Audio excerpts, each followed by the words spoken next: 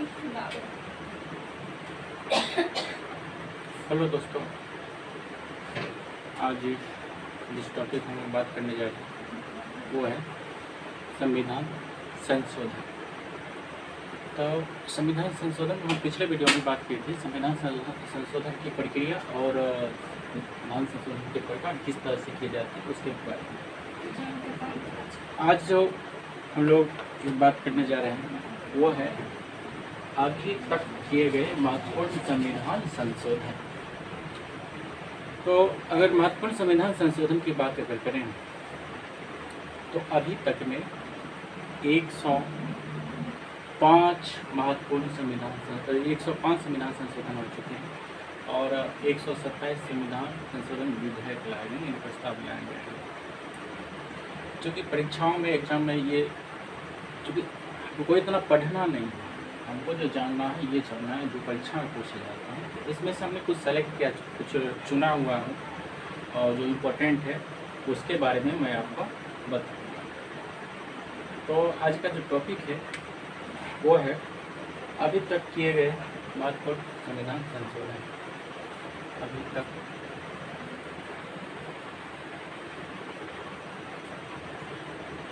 अभी तक किए गए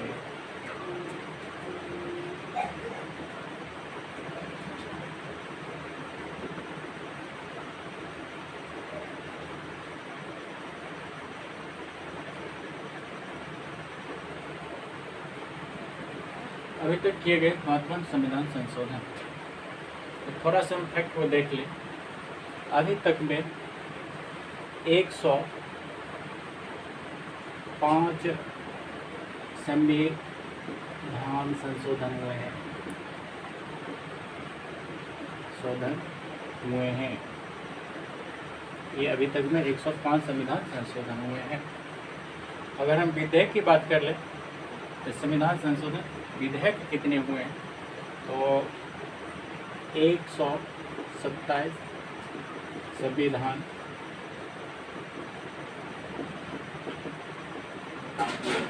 संशोधन विधेयक लाए गए हैं।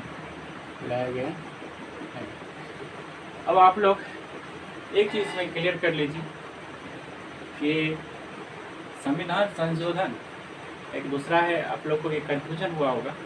एक है संविधान संशोधन, आप एक तरफ 105 बता रहे, एक तरफ 127 बता रहे, ये आखिर है क्या? तो संविधान संशोधन विधेयक का मतलब ये हुआ कि प्रयास किया गया, प्रस्ताव लाया गया। जब वो दोनों सदन से पारित होकर राष्ट्रपति और सिग्नेचर हो जाता है तो संविधान संशोधन कानून बन जाता है। लेकिन सिर्फ प्रस्ताव की बात करें, किसी राज्यसभा या लोकसभा प्रस्ताव आया, राष्ट्रपति तक फाइनल सिग्नेचर वहाँ तक नहीं पहुँच सका, सिग्नेचर नहीं हो सका, तो उसमें उसे विधेयक बनकर ही रह जाता है। इसलिए प्रयास किए गए विधेयक है 127 अभी तक में, और संविधान संशोधन जो हुए हैं वो हुए हैं 105। तो हमें क्या 105 पढ़नी है? नहीं, 105 में नहीं पढ़नी क्या इसमें पढ़ना हमें ये है कि जो परीक्षा में पूछे जाते हैं उसमें से कुछ को मैंने 20-22 के आसपास में सेलेक्ट किया है, उसको पढ़ना है। और कोशिश करूँगा इस वीडियो को 2 पार्ट में बनाने का। वजह ये है, 2 पार्ट में बनाने की ये वजह है कि आप लोग छोटी सी वीडियो होने के बाद आप लोग आसानी से इसको समझ सकते हैं और इसको याद भी रखा रह सकता है। तो सबसे पहला संविधान संशोधन की अगर बात करें वो हुआ था, हम पहला संविधान संशोधन की बात करें, ये है वर्ष की बात करें तो ये 1951 ये संविधान संशोधन इधर है, इधर आपका विशेषता है। अब देखिए विशेषताएं क्या है इसमें जो आए वो आए भूमि सुधार, कानून की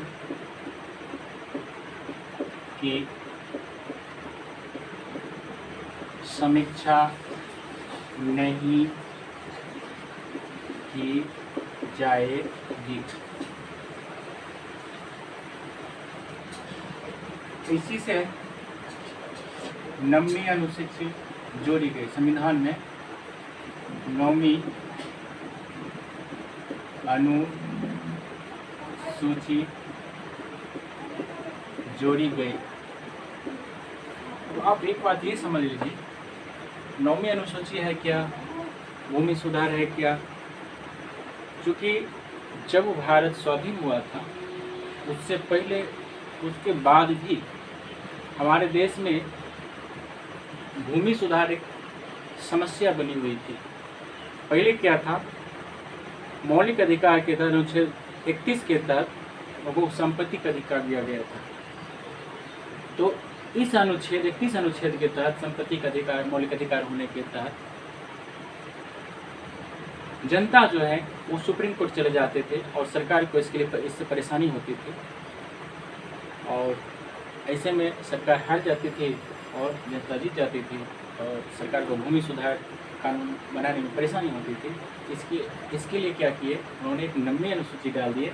9वीं अनुसूची डालने का मतलब ये हुआ, सरकार भूमि के बारे में जो भी सुधार करेगी उस कानून का समीक्षा सुप्रीम कोर्ट नहीं कर सकेगी। 9वीं अनुसूची डालने का मतलब ये हुआ कि सरकार जो भी कानून बनाएगी भूमि से संबंधित, अगर उसको 9वीं अनुसूची में डाल देती है तो उस पर सुप्रीम कोर्ट पुनर्विचार या उसकी समीक्षा नहीं कर पाएंगे। तो आप लोग को स्पष्ट हो गया होगा कि पहला संविधान संशोधन का वर्ष जो है, याद रखने वाला बात जो है वो है 1951 में हुआ, और इसमें क्या किया गया, भूमि सुधार की समीक्षा, भूमि सुधार कानून की समीक्षा नहीं की जाएगी और इसी के तहत 9वीं अनुसूची जोड़ी गई। अब इसके बाद जो हम बात करने जा रहे हैं वो है 7वां संविधान संशोधन, जिससे क्वेश्चन आने की संभावना रहती है। वो है 7वां। अगर इसकी वर्ष की बात कर ले हम, इसकी वर्ष की बात है ये 1956। ठीक। अगर इसकी विशेषताएं की बात करें, इसकी विशेषताएं में है राज्य के 4 वर्ग, राज्य के 4 वर्ग क, ख, ग, घ को समाप्त कर इसे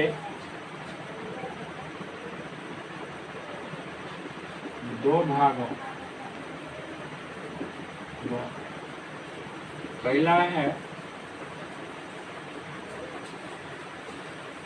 2 भागों, एक पहला है राज्य जिसकी संख्या 14 बनाई गई।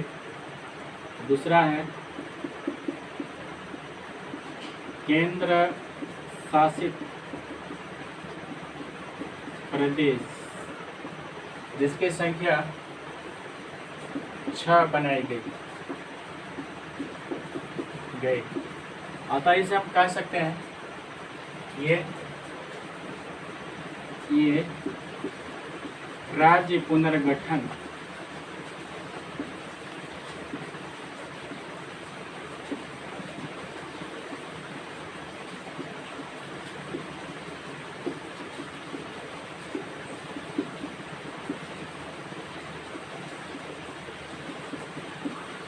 अतः इसे हम कह सकते हैं 7वां संविधान संशोधन। फिर ऐसे समझ लें क्या है, क्योंकि हुआ ये था हम लोग के राज्य, अभी जैसे भारत के राज्य क्षेत्र को बांटा गया 2 भाग, एक राज्य है, एक केंद्र शासित प्रदेश। लेकिन 1956 से पहले जाएं तो राज्य जो है 4 भागों में बटे हुए थे, जो भाग क, ख, ग के नाम से जाने जाते थे। तो उसको समाप्त करके, चारों भाग को समाप्त करके उसको सिर्फ 2 भाग बना दिया गया। एक भाग हो गया केंद्र शासित प्रदेश और दूसरा भाग जो हो गया वो हो गया राज्य। क्योंकि राज्य में विधानसभा होती है, केंद्र शासित प्रदेश में विधानसभा नहीं होती है, सिर्फ दिल्ली और पुडुचेरी को छोड़कर, एक दिल्ली और पुडुचेरी जिसमें विधानसभा होती है। तो 1956 में विधेयक लाया गया, राज्य पुनर्गठन अधिनियम से संबंधित है, और इसमें क्या किया गया, राज्य के 4 भाग क, ख, ग, घ को समाप्त कर इसको 2 भाग राज्य और केंद्र शासित प्रदेश में बांट दिया गया। और उस समय बना था कितना राज्य, 14 राज्य थे, 6 केंद्र शासित प्रदेश थे। अगर क्वेश्चन आपसे पूछा जाए, ऐसे पूछा जाए कि राज्य पुनर्गठन अधिनियम के तहत कितने केंद्र शासित प्रदेश बनेंगे, कितने राज्य बने थे, इसका आप जवाब दे सकते हैं। क्लास के अंत में मैं कोशिश करूँगा कुछ क्वेश्चन लेने का, भाई जो पढ़ा है उसको क्वेश्चन फॉर्म भी समझाने का कोशिश करूँगा या आपको प्रैक्टिस करवाने का कोशिश करूँगा। तो उम्मीद करता हूँ ये पहला संविधान संशोधन और 7वां संविधान संशोधन आप लोग को समझ में आ गया होगा। अब मैं आगे बढ़ता हूँ। अब जो है वो 21वां संविधान संशोधन। 21वां, अगर हम इसकी वर्ष की बात करें, ये आया है 1966। इसमें देखिए हुआ क्या है, इसमें हुआ ये है, इसमें ज़्यादा कुछ नहीं हुआ है। संविधान की 8वीं अनुसूची में सिंधी भाषा को जोड़ दिया गया। संविधान की 8वीं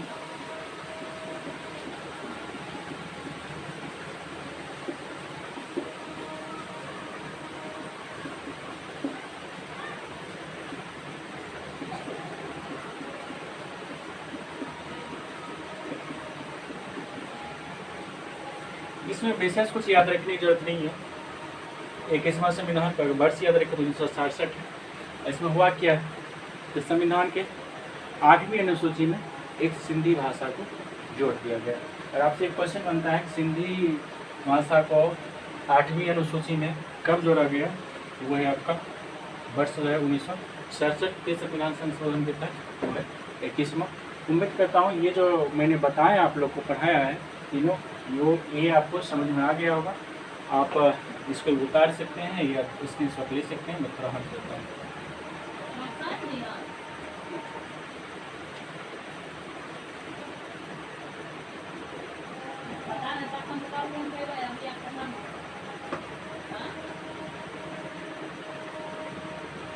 ठीक है, अब मैं इससे आगे बढ़ता हूँ।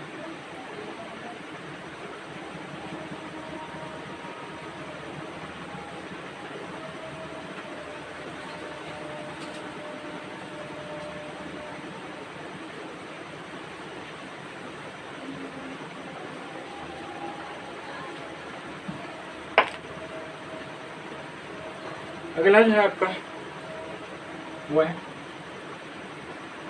25वां संविधान संशोधन। अगर इसकी वर्ष की बात करें ये किस वर्ष आया, आप ये जानिए, ये आया 1971। इसके वर्ष की बात करें तो ये 1971 में आया। इसकी विशेषता की अगर बात करें तो इसकी विशेषता क्या है, तो संविधान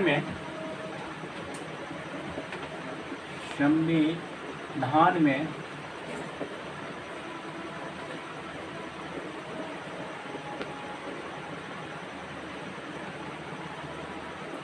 मुआवजा शब्द को हटाकर, संविधान में मुआवजा शब्द को हटाकर रकम शब्द जोड़ा गया। मुआवजा शब्द हटाकर रकम शब्द जोड़ा गया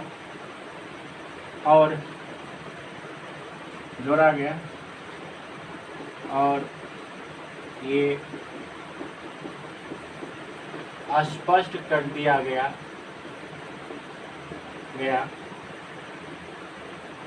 कि सरकार, यह स्पष्ट कर दिया गया कि सरकार यदि किसी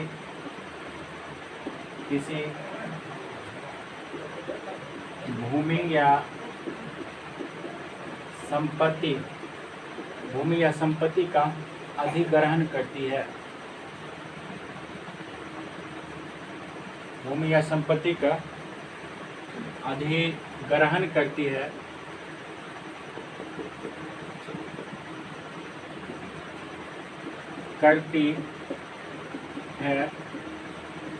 तो उन्हें बॉन्ड्स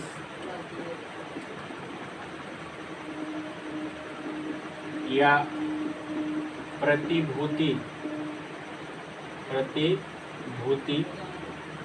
के रूप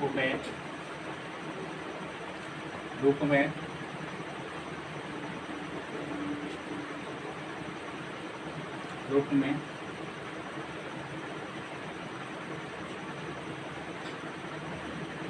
रकम सब जोड़ा गया और यह स्पष्ट कर दिया गया कि सरकार यदि किसी भूमि या संपत्ति का अधिग्रहण करती है उन्हें मुआवजा जो दिया जाएगा बाउंड या प्रतिभूति के रूप में क्षतिपूर्ति दी जाएगी। क्षतिपूर्ति दी जाएगी। और एक चीज़ मैं लिखता तो नहीं हूँ, आप लोग ये भी याद रखिए, इसमें एक चीज़ और ये भी लिखा गया है, ये क्षतिपूर्ति जो होगी ये जरूरी नहीं है वो बाजार मूल्य पर ही हो, ये भी जरूरी नहीं है वो बाजार मूल्य पर ही। इसके बाद अगला मैं आता हूँ, अगला है 31वां। इसकी साल की बात कर लें, ये आया 1973 में। 1973 में इसकी विशेषता की बात करें, इसमें क्या किया गया, लोकसभा में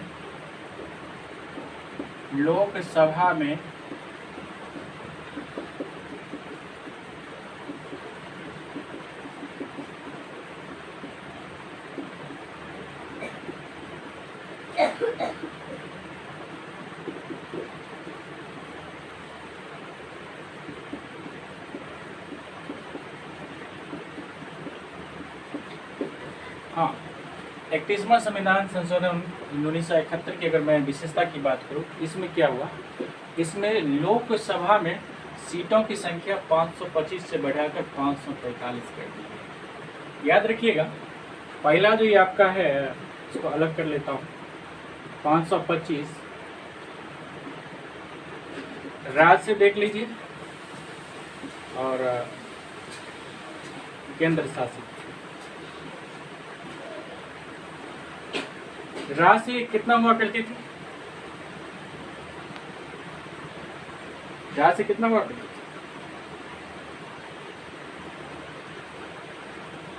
तो इसको यही रहने दे, ये 525 से बढ़ाकर 545 कर देंगे।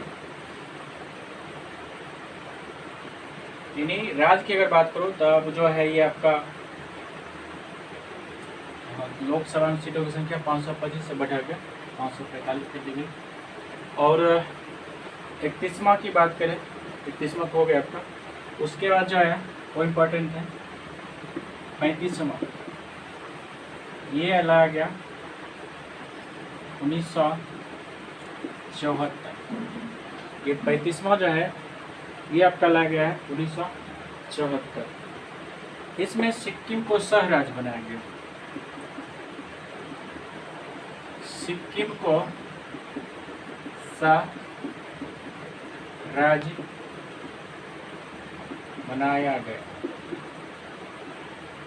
इसमें क्या हुआ, सिक्किम को सह राज्य बनाया गया।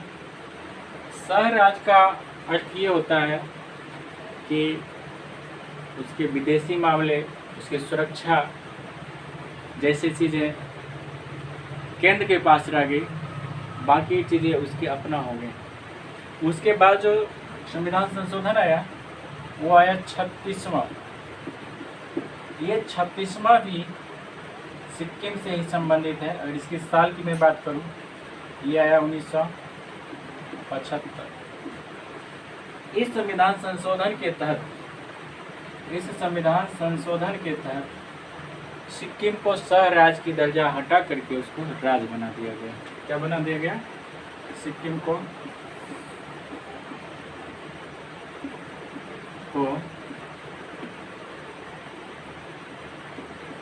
पूर्ण राज्य का दर्जा दिया गया,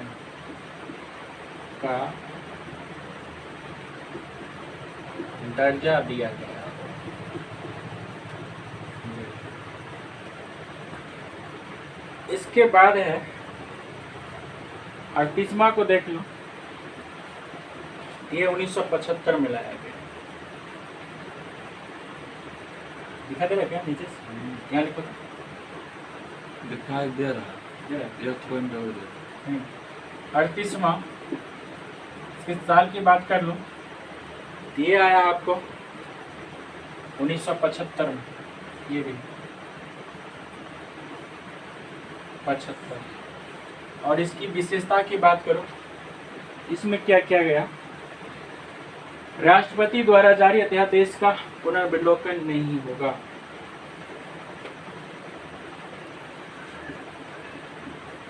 राष्ट्रपति द्वारा जारी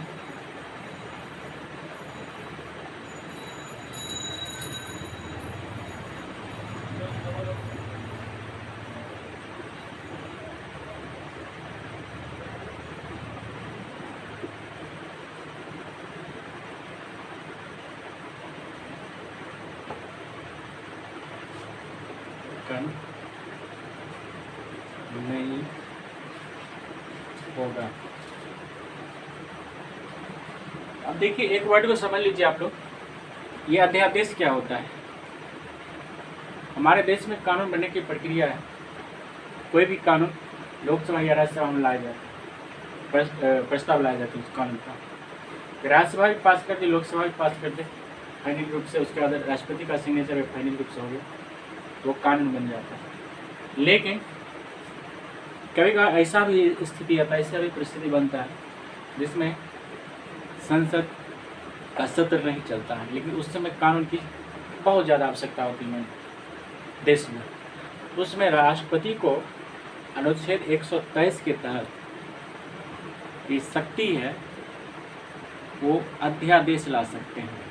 जब संसद सत्र नहीं चल रहा हो तो उसमें राष्ट्रपति अपने विवेक से जो कानून ला देते हैं उसी का अध्यादेश कहा जाता है। और इसकी सीमा होती है 2 महीने 6 महीने, उसका संसद चाहेगी जिसको फिर कानून बना सकती है, उसको नहीं तो फिर आगे बढ़ाया जा सकता है, तो हर अपने आप 9 महीने खत्म हो जाता है। राष्ट्रपति द्वारा जारी अध्यादेश का पुनर्विलोकन नहीं होगा। तो राष्ट्रपति जो अध्यादेश जारी कर देगा उसका कोई पुनर्विलोकन नहीं होगा, फिर से नहीं देखा जाएगा, फिलहाल वही कानून लागू रहेगा। तो ठीक है, आप उम्मीद कर रहा हूँ कि आप लोग समझ गए होंगे, तो आप उतार लेंगे या स्क्रीनशॉट ले लें।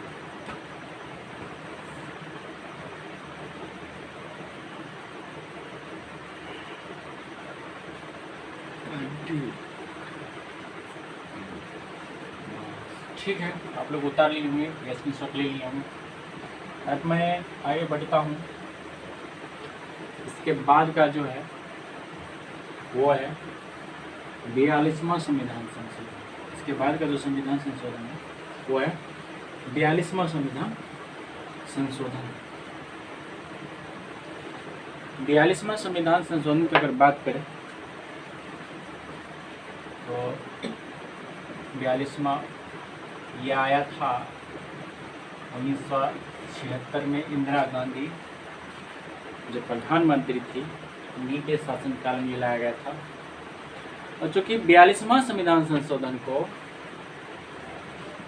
मिनी संविधान भी कहते हैं, लघु संविधान भी कहते हैं, इसका कारण ये है क्योंकि इसमें व्यापक बदलाव लाया गया। तो अब हम आगे देखते हैं आखिर व्यापक बदलाव थे क्या, उसको थोड़ा देख लेते हैं।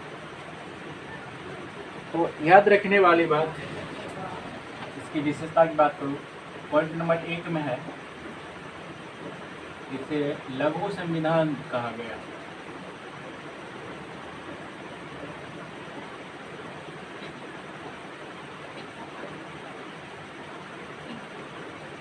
इसे लघु संविधान कहा गया। पॉइंट नंबर 2 लाओ, इसमें परीक्षा में पूछे जाने वाले कुछ और ऐड से हैं, और चीज जोड़ सकते हैं।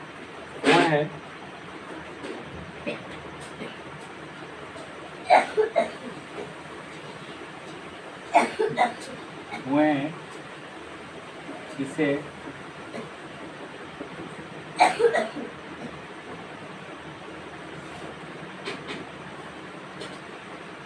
वो जो है आपके मूल कर्तव्य भाग, मूल कर्तव्य संविधान धान के भाग 4 क के तहत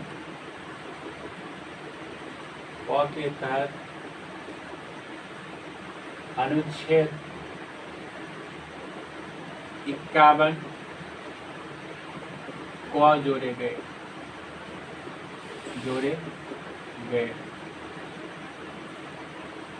ये प्रावधान को जोड़े गए।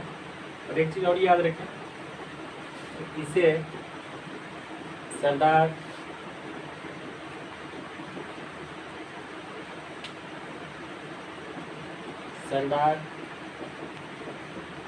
स्वर्ण सिंह समिति के सिफारिश पर लाया गया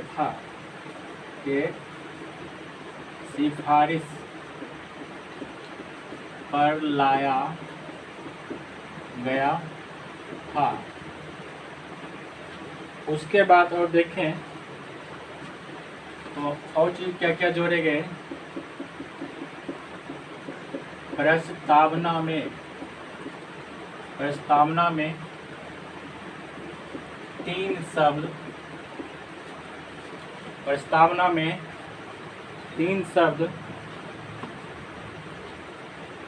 समाजवादी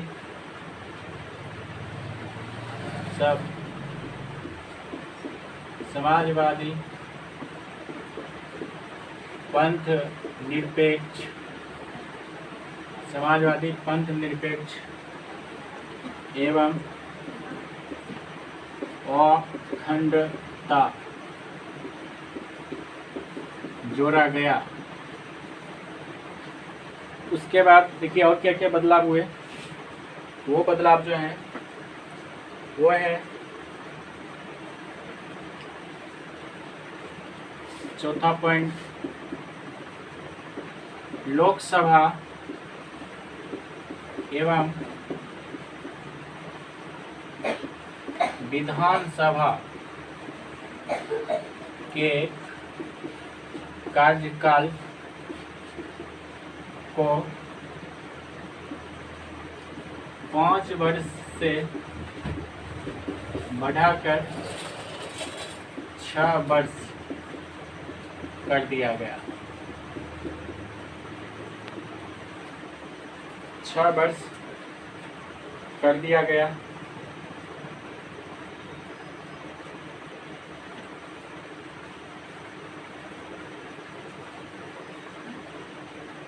अगला पॉइंट की बात करें,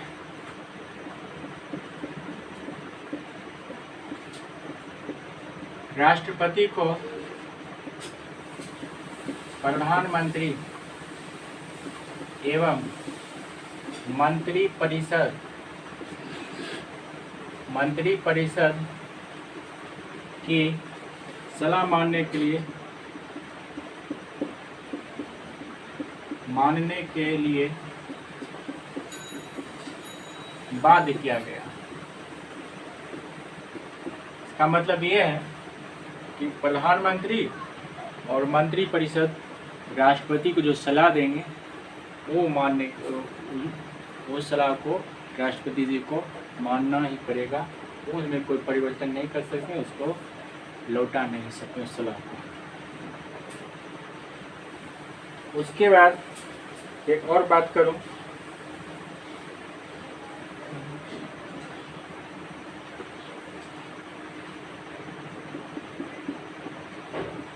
शिक्षा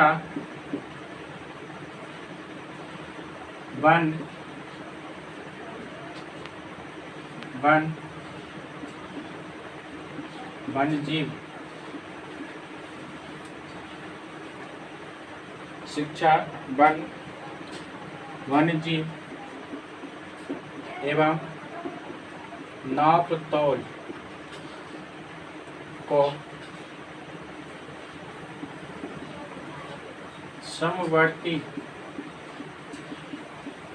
को समवर्ती सूची में डाला गया। आप तौल को समवर्ती सूची में डाला गया। कुछ नीति निर्देशक तत्व शामिल किए गए।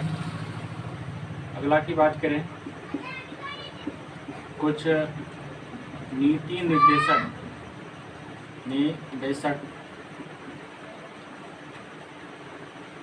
तत्व शामिल किए गए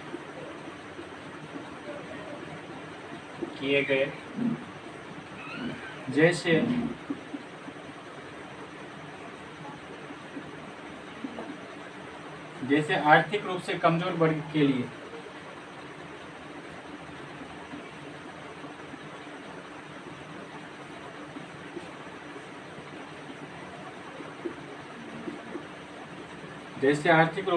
वर्ग के लिए निःशुल्क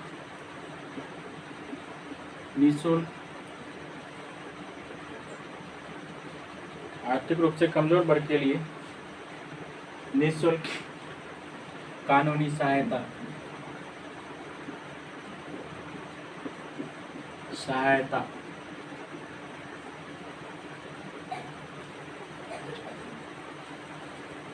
उसके बाद अगर बात करूं, इसमें एक पॉइंट और है, वो है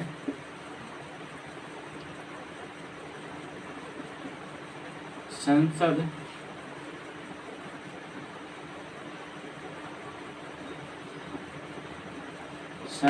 के बैठक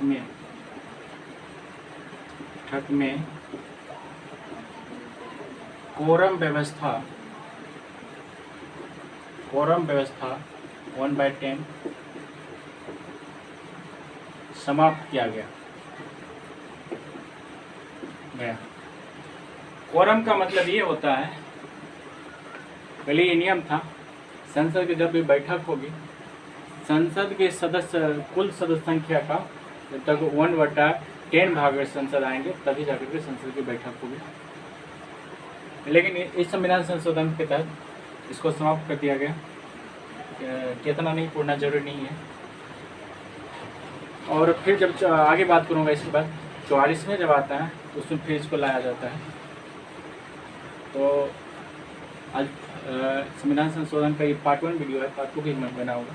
अब कोशिश करता हूँ इसमें 1 या 2 क्वेश्चन ले लेने के लिए, जिससे कि आपका डाउट भी क्लियर हो और याद भी हो जाए। तो ये मैं मिटाता हूँ या आप स्क्रीन शॉट ले सकते हैं, और जो हटता हूँ।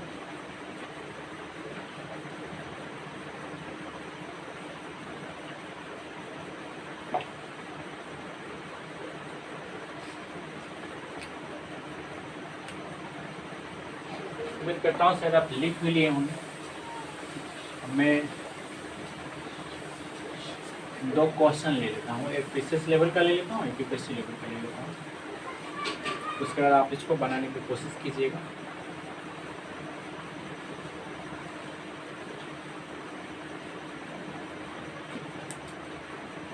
जैसे मैं एक क्वेश्चन लेता हूँ। क्वेश्चन ये का फर्स्ट है कि किस संविधान संशोधन के तहत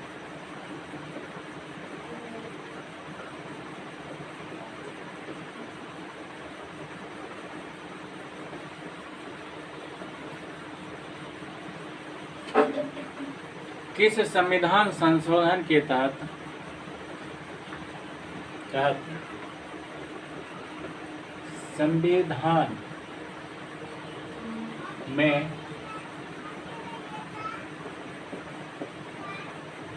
समाजवादी शब्द जोड़ा गया। समाजवादी शब्द जोड़ा गया। इसका ये 4 ऑप्शन है। ए है 31वां, बी है 61वां, सी है 42वां और डी है आपका 25वां। आप इसको पहले स्वयं बनाने की कोशिश कीजिए, उसके बाद मैं बनाता हूँ। देखिए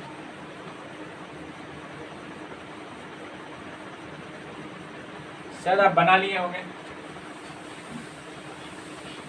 31वां तो होगा नहीं, इसलिए ऑप्शन को मैं काट रहा हूँ।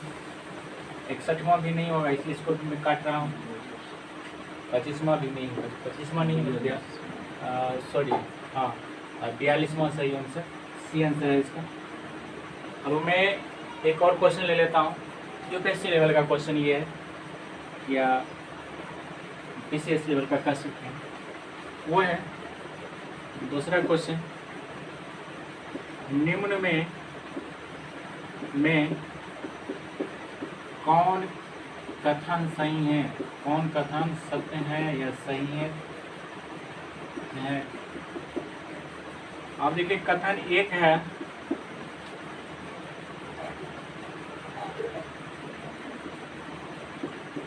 मूल कर्तव्य 42वां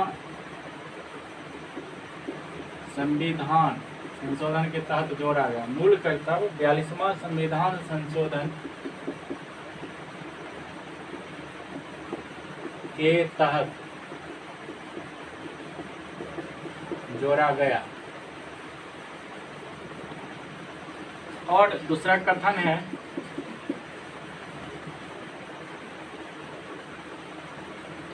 दूसरा कथन है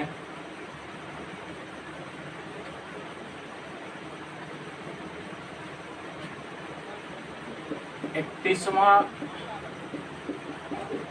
संविधान संशोधन के तहत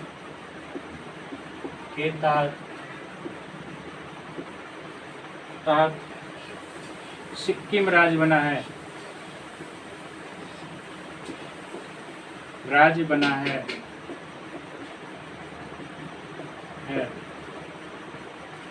तीसरा कथन है,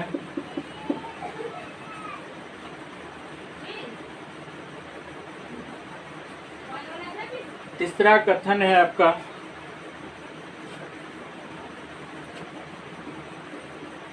सातवां संविधान संशोधन, सातवां संविधान संशोधन राज्य के पुनर्गठन अधिनियम से संबंधित है। राज्य के पुनर्गठन नियम, राज्य के पुनर्गठन अधिनियम से संबंधित है।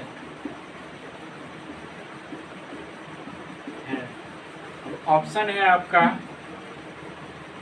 ए में है केवल एक, बी में है केवल दो, सी में है आपका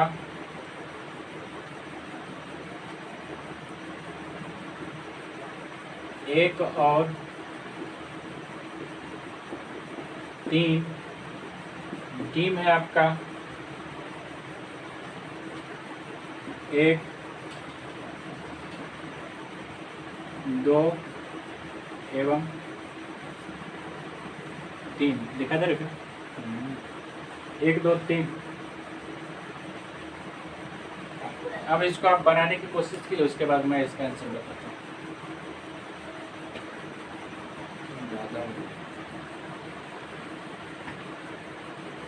अब मैं इसको बनाता हूँ। पहला कथन है मूल कर्तव्य 42वां संविधान संशोधन के तहत जोड़ा गया, ये तो सही है। दूसरा कथन 31वां संविधान संशोधन के तहत सिक्किम राज्य बना, ये गलत कथन है। और देख लें 7वां संविधान संशोधन राज्य के पुनर्गठन अधिनियम से संबंधित, ये भी सही है, ये भी सही। अब देखिए आपका जहाँ जहाँ दो होगा वो तो होगा नहीं, यहाँ केवल एक, ऐसी बात तो है नहीं। ये तो ऑप्शन सही है, एक सही है, लेकिन पूरी तरह से सही नहीं। आप देखिए मैं उसको काटता हूँ, इसमें कहा गया डी में कहा गया तीनों गलत है, तो डी तीनों सही हैं, तो डी को मैं काट रहा हूँ क्योंकि तीनों सही है नहीं, क्योंकि बीच में दो गलत है तो वो तो गलत हो ही जाएगा, ऑप्शन कंसेप्चुअल टाइप का ही है।